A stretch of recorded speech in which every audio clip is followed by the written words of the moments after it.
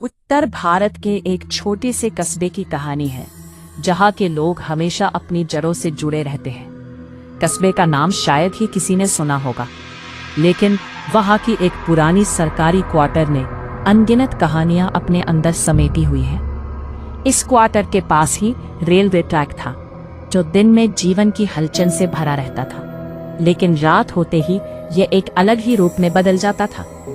रात 2:17 बजे वहां से एक भयानक रोने की आवाज आती थी जो हर किसी के दिल में भय पैदा कर देती थी। सुनील, एक युवा रेलवे टेक्नीशियन, अपनी नई पोस्टिंग पर इस क्वार्टर में रहने आया था। जब उसे पता चला कि इसी क्वार्टर में रात का राक्षस भटकता है, तो स्थानीय लोगों ने उसे चेतावनी दी, रात को बाहर मत निकलना और 2 बजे के बाद दरवाजा मत खोलना। लेकिन सुनील की जिज्ञासा ने उसे हतोत्साहित नहीं किया। पहली रात सब कुछ शांत रहा, जैसे रात ने अपनी चुप्पी में उसे सुरक्षित रखा। दूसरी रात भी कुछ नहीं हुआ और सुनील ने सोचा कि शायद ये बस शहर की एक पुरानी कहानी थी।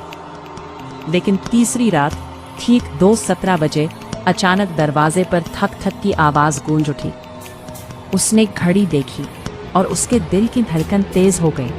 ठीक वही समय, बेटा पानी दे दो, एक महिला की आवाज उसके कानों में गूंज उठी। सुनील की आंखों में चिंता थी। वो थोड़ी देर रुका और अपनी माँ की सीख याद की, रात को बिना पूछे दरवाजा मत खोलना। उसने पूछा, कौन? मैं जो पटरी पर रह गई थी, जवाब आया। सुनील का दिल धड़कने लगा। उसने खिड़की के शीशे में देखा, लेकिन वहां बाहर कोई परछाई नहीं थी।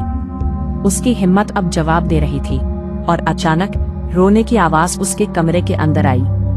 सभी चीजें अचानक शांत हो गई। अगली सुबह रेलवे रिकॉर्ड में एक चौंकाने वाली जानकारी मिली। ठीक 2:17 बजे 5 साल पहले उस महिला की मौत ट्रेन से कटकर हुई थी। वो हर रात पानी मांगती थी, लेकिन कभी किसी ने दरवाजा नहीं खोला। आज भी उस क्वार्टर में कोई नहीं रहता। घड़ी वही रुकी है, 2:17। सुनील ने उस रात के अनुभव को कभी नहीं भुलाया और वो हमेशा सोचता रहा कि एक जरूरतमंद की पुकार कभी भी अनसुनी नहीं होनी चाहिए।